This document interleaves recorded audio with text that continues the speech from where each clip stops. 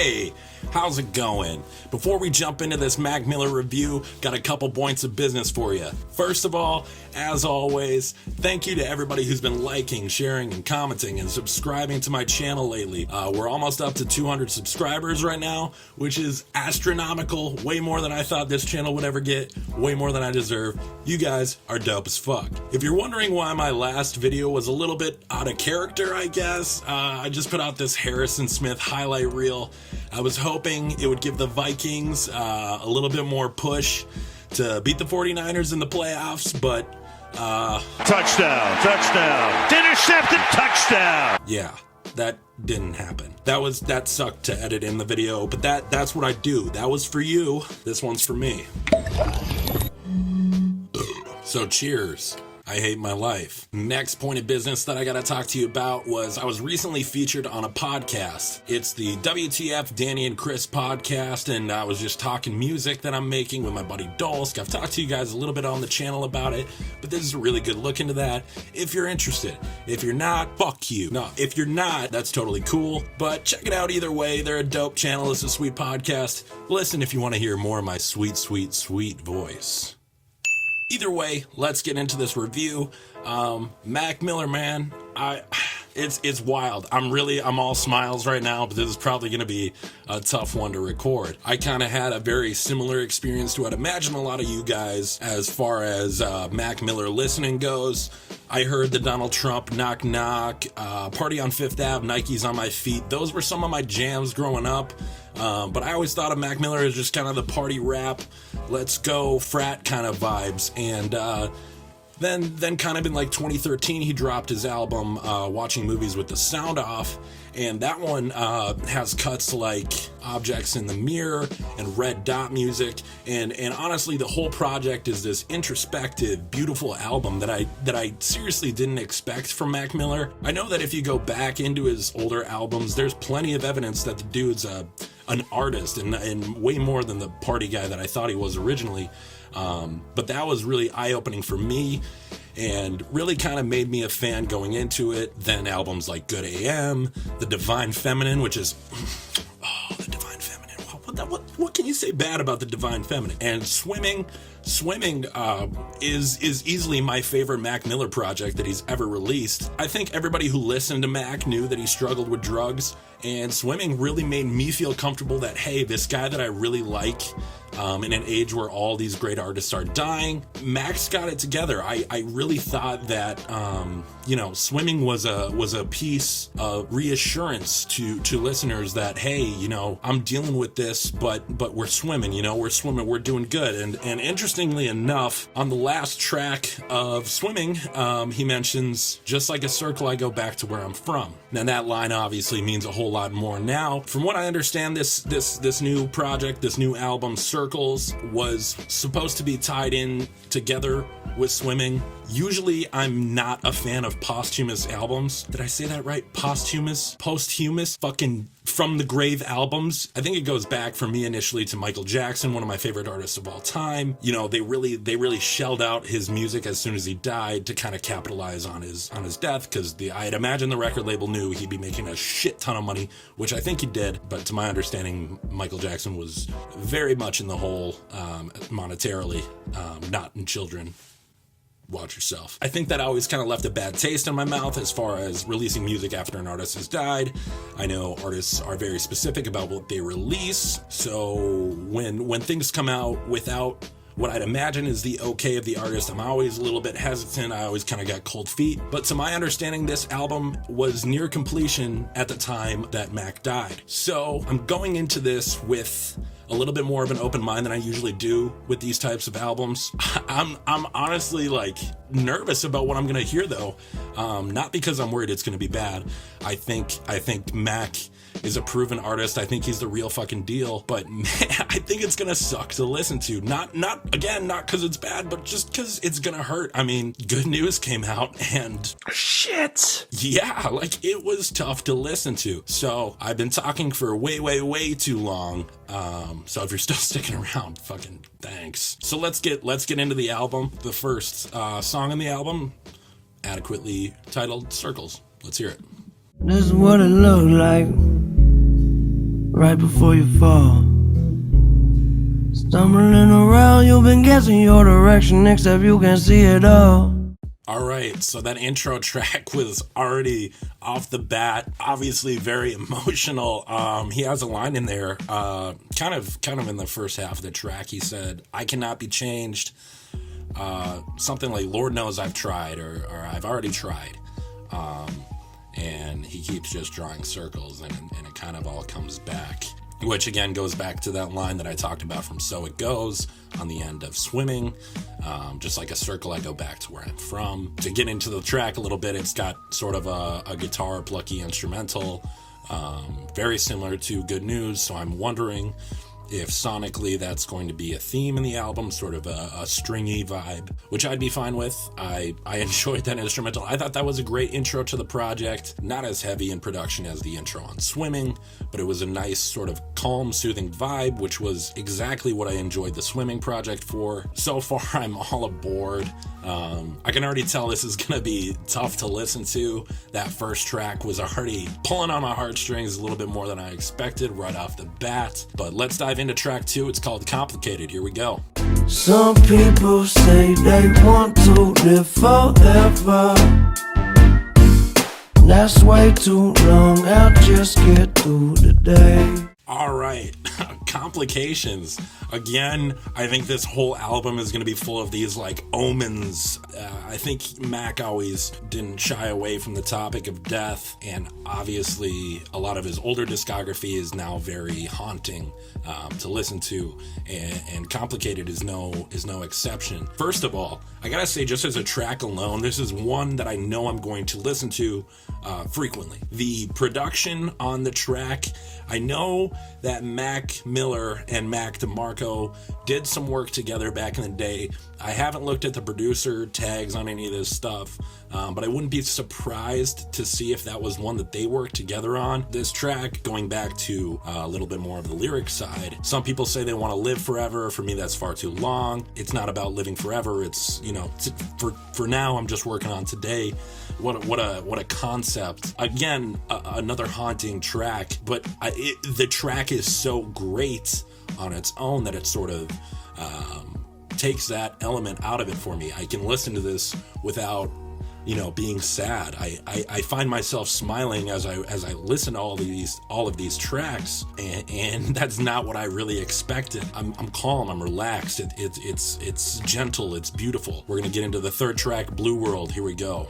Even when they like them, no, I ain't God, but I'm feeling just like him. Oh, don't trip. See, I was in the whip riding me and my bitch. We was listening to us, no one else, that's it. All right, Blue World.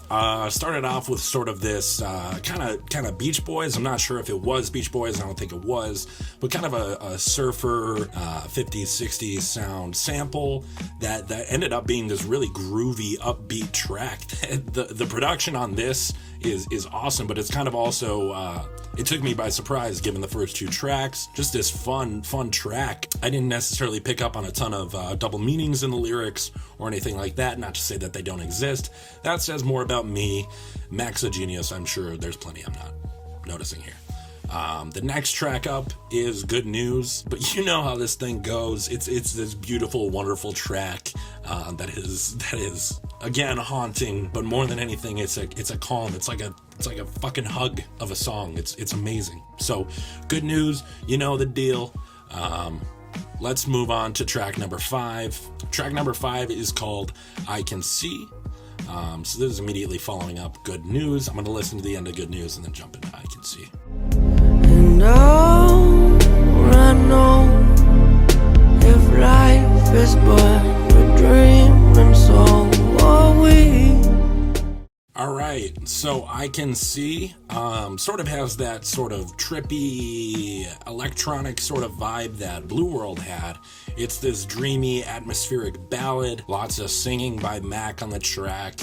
Again, it's just this very ballady song about, kind of searching for something a little more tangible. He has a line in there saying how he needs somebody to help him, but then he continues by saying, before I go crazy. Other than that bar exclusively, this whole track was just this nice, melodic, beautiful piece. If I'm being honest, not my favorite that I've heard so far on the album, but the 6th track on the album is called Everybody. So let's dive into that one. Everybody's gotta lose, and everybody's gonna die. All right, track number 6 is Everybody, and Jesus Christ, that was fuck, man, they're tough to listen to. That one was easily the toughest one so far for me. Off the bat, it sounded very Beatles inspired. If I thought I Can See was a ballad, Everybody is much more the definition of a ballad. It's this beautiful piano driven emotional experience talking about the inevitability of death, and thus why sort of the explanation for going out and having a good time. It's because this shit doesn't last forever. At the end there's kind of a breakdown, and it's incredible and easily the hardest to listen to so far for me, excluding my initial listen to Good News. You think back to the mindset that a lot of people expected Mac to be in with Swimming, post his breakup. I think a lot of people expected this dark, depressing album, and then he came out with something uplifting and beautiful. This touches, I'd imagine this has some reflection on that experience. Some days are tougher than others, but it's this beautiful kind of uplifting thing. It doesn't shy away from the topic that, yeah, this shit's all gonna end for everybody one day, but there's a reason why we're having a good time. Beautiful track. I can't keep on going on about it. I'm gonna fucking break down. So number 7 is Woods.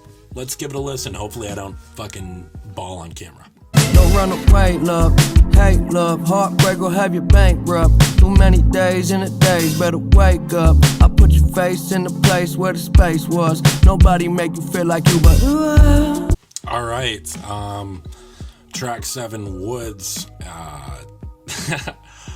Oh, god damn it. I didn't really expect to get emotional on that one, but here I am, thinking very seriously. It's first of all, it's this beautiful love track. It has a lot of the same synths and production as So It Goes. The last chunk of So It Goes, the instrumental part of So It Goes. I believe it's the same sort of synth and pads that they have going on in that track that's happening in here. I may be wrong, but I do have a feeling that will be connected by somebody smarter than me.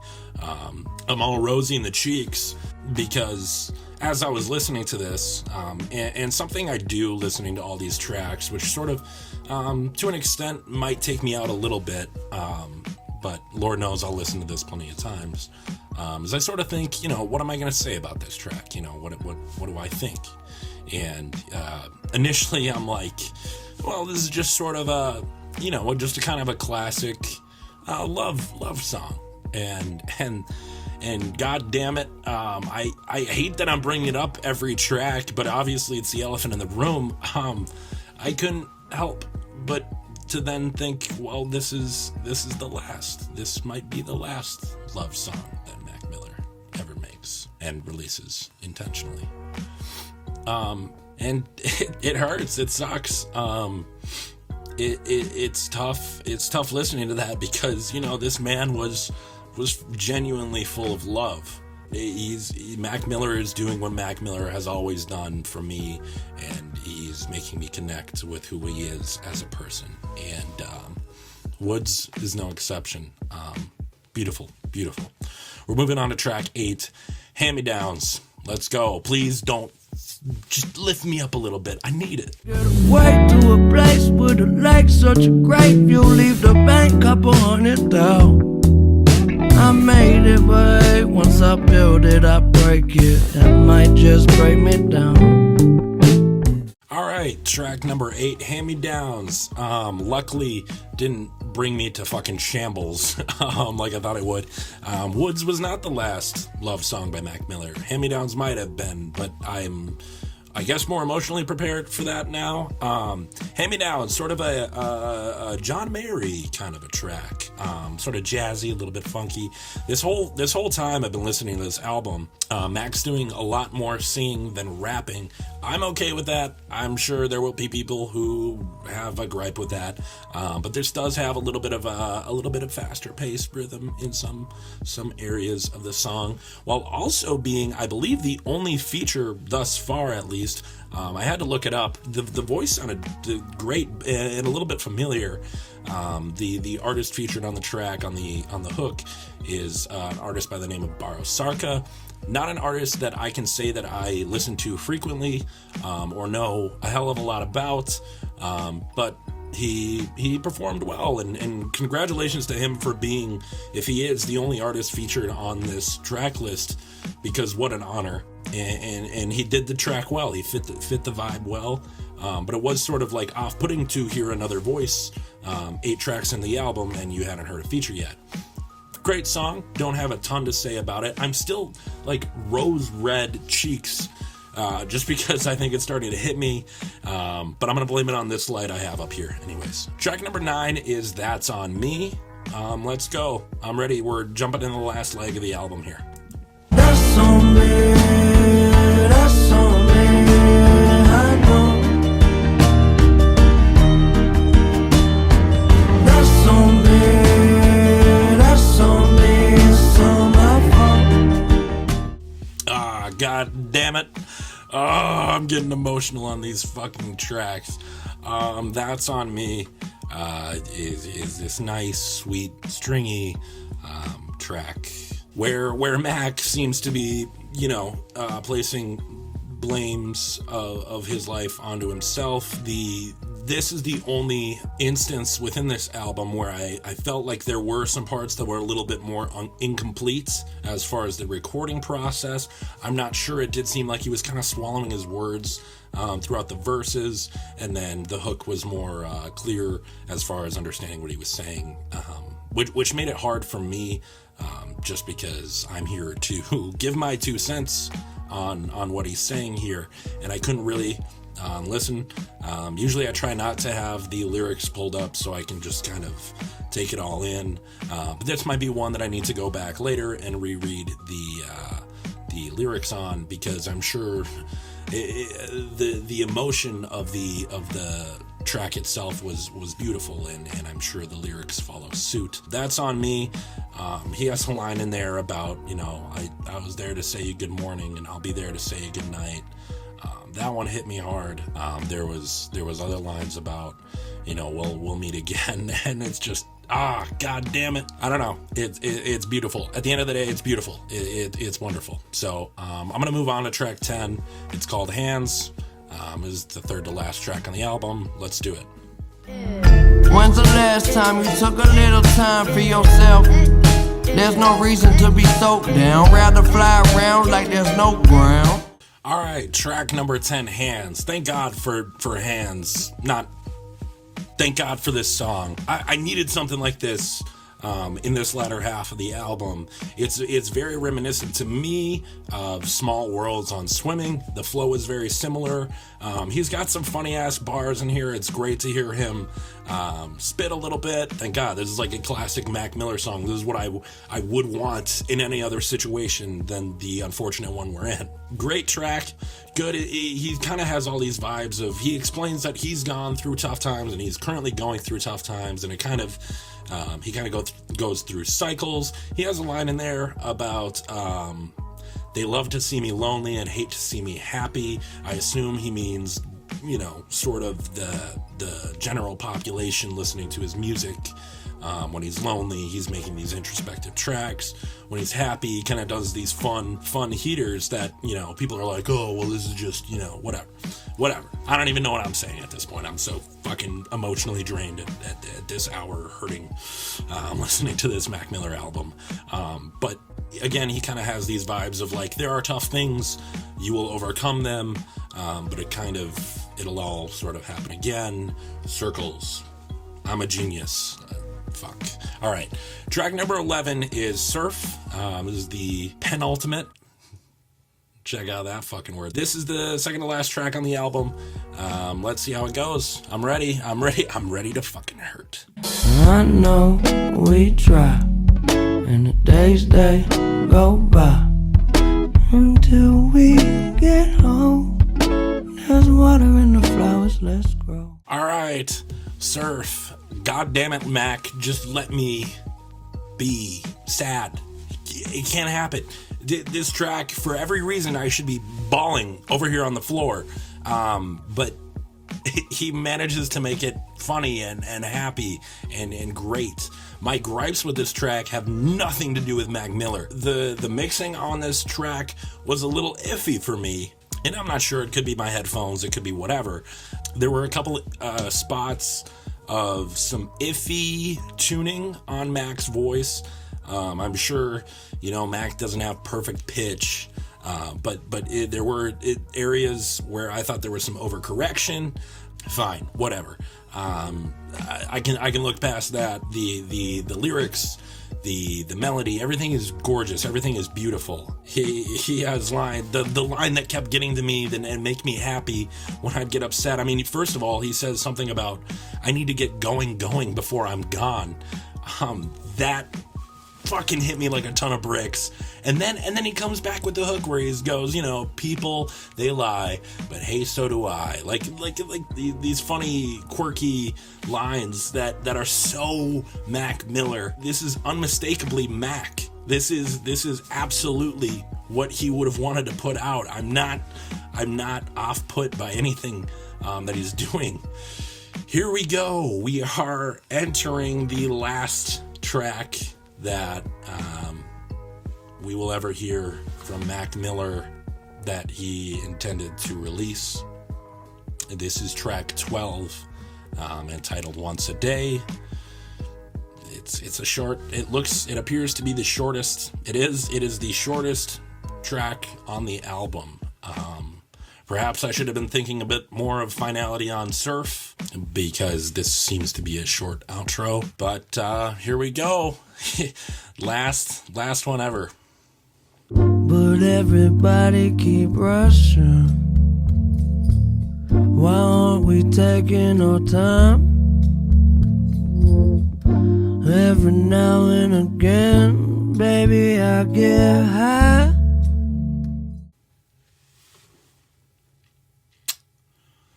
Well, shit. I'm at a loss for words.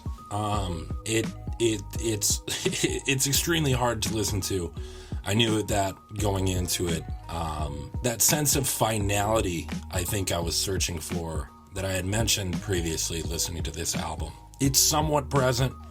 It's there. It's still a complete album. It still has a beginning, middle, and end. And Once a Day is a great, beautiful piece to wrap everything up. Very minimalistic. You're right there with Mac. It's just Mac and you talking, just having a conversation. It wasn't everything I needed from Mac before he was gone forever. But to be fair, he didn't write this thinking he was going to be gone forever. What do you say? It's a great track. Sort of give us perspective to the whole album. I'm going to try to bring my reviewer frame back into this before I turn this camera off and fucking cry myself to sleep. The album in totality, what a beautiful blooming of Mac Miller. You can witness a little bit more clearly the growth that Mac went through artistically, creating all of his pieces. The message of Circles seems to be that life gets tough. He's not shying away from the topic of things are going to bring you down. We're all going to die one day. There are things that are going to happen in your life that are going to continuously make things more difficult for you. But there's also, without a doubt, without a doubt, listening to this album, sonically, it's uplifting. It's gorgeous. It's beautiful. It's this nice trip through Mac's mind in what must have been one of his darkest times. But it's still so beautiful down to the core, which is very representative of Mac Miller. I think the entire time, again, I've said this, I thought this would feel like Mac Miller's last project. It didn't. It felt like a regular Mac Miller project. I think that was off-putting to me. I'm totally shocked by what I've heard. Not because it didn't sound like Mac Miller. Totally was a Mac Miller project. There was nothing out of the ordinary here in the sense of Mac. It's totally within his realm. It's within his world. And I can absolutely tell that he had his fingerprint on this, which is what I'm afraid we would lose should there be other posthumous albums that come out that didn't necessarily have the intention that Circles has. I don't know, man. It's I did expect to just be bawling by this point, but that's not what this album was about. For me, it's uplifting. For me, it's beautiful. How can you look at something like this and feel upset or sad? Obviously, the circumstances are horrible. They're awful. You know, if you're going through something, drugs are just not the answer. And Mac knew that. But, you know, and he even addresses it. Sometimes you can't get out of your own goddamn way. I don't know. This is one that I'm going to have to sit with for a while. That's been Mac Miller Circles. A beautiful conclusion to the Mac Miller story. Fuck, I wish there was more. Thanks for watching. My name is Scumboy. I'll be back with a little bit more happy content soon. But for now, tell your loved ones what you mean to them. And fuck, here we go. Have a good rest of your day. Take it easy.